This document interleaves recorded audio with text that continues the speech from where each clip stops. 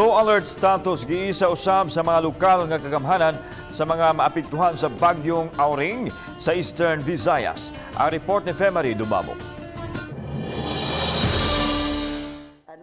Gahapon pa lang ni paygayo nag-emergency meeting ang kadagkuan sa Ormoc City Government sa nagkadayang ahensya, lakip na sa mga barangay kapitan. Gipangandaman nila ang posibleng masinating mga pagbaha ug pagdahili sa yuta at tulunya sa pag-igo sa bagyong Auring karong weekend. Gani matud sa Pag-asa Visayas nga karon pa lang nabatyagan na sa Leyte, Eastern ug Northern Samar ang epekto sa bagyong Auring. Ang Tacloban City ang gipaalerto na usab ang 138 ka mga barangay disaster team. Matod sa Tacloban City Information Office, nga giandam na ang mga ekipo, lakip na ang speedboat sa ilang CDRRMO.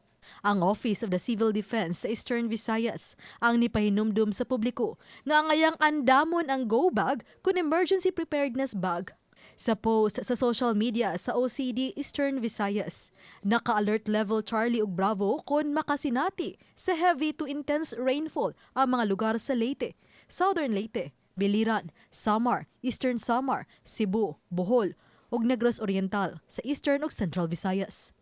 Ang DSWD Eastern Visayas ni pahibaw usab nga andam na ang dulan sa 9,000 ka mga family food packs, kapin sa 3,000 ka mga malong, kapin sa 2,000 ka mga kitchen set, 49 ka sleeping kits, 5,000 ka mga hygiene kits ug kapin sa 2 milyones pesos nga naka-standby nga pundong kwarta.